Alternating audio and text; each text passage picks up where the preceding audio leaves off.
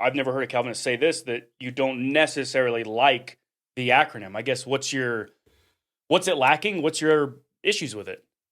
Yeah, I think the acronym is lacking some precision and it can be misleading. So, for example, irresistible grace is often taken to mean that the grace of God is irresistible, and so the objector to Calvinism will point out scriptures in which people are resisting God. Right. So irresistible grace doesn't necessarily mean that it's impossible to resist God's grace. Okay, it's kind of an inaccurate term. We would say that irresistible grace, let me see here.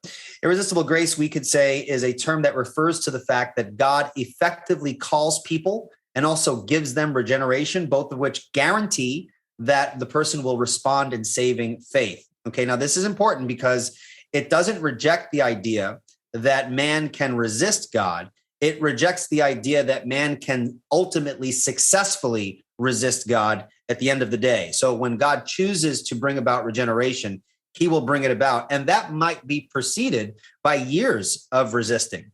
It's just that ultimately God will overcome that resistance in his own sovereign choosing.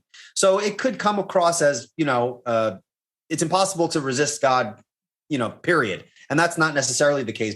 Calvinists would affirm passages in scripture which give the indication that people are resisting God, and that's not inconsistent with the doctrine of irresistible grace. But the label can be misleading.